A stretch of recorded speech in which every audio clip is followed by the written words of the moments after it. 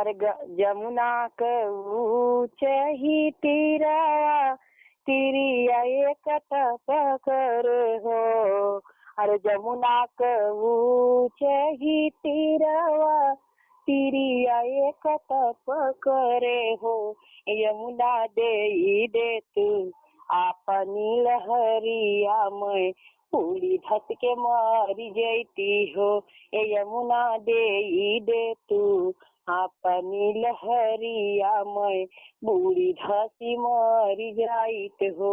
एवे एटिरिया कवन सा काठ तुहरे पड़ना मरे आगे रोवेलू हो। इटिरिया कवन सा काठ तुहरे पड़ना त हमरे आगे रोवेलू हो। किया तोरा सास ससुर दुख किया नैहर दूरी बस हो। किया तोरा सास ससुर दुख किया नैहर दूरी बस हो। ये देवती की हाथोर पिया परदेसल हरिया हमसे मांगलू हो। ये देवती की हाथो हाथ पिया परदेसल हरिया हमसे मांगलू हो।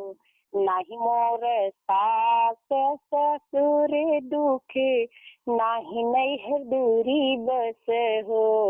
अरे नहीं मोरा सास ससुर दुखे नाही नैहर दूरी बस हो।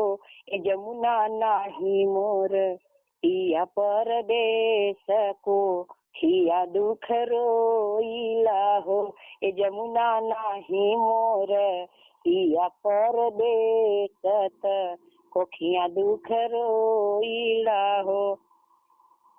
सातई पुत्र राम दिहल सातहु कांसा हर लिहल हो।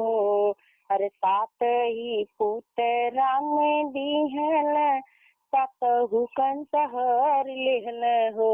ए जमुना थमाग भर ही गई त एहू का भरोसा नहीं हो।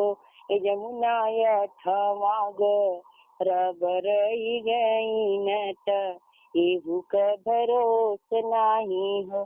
चुप मारा ये देव की चुप मारा आवरों से चुप मारा हो। अरे जिनी रोवा ए देव की जिनी रोवा जिन मन वियोग करा हो। ए देव की अपना लक हम मर बैठ तो हरा जियाई देवे हो। ए देव की अपना लक हम मर बैठ तो हरा जिया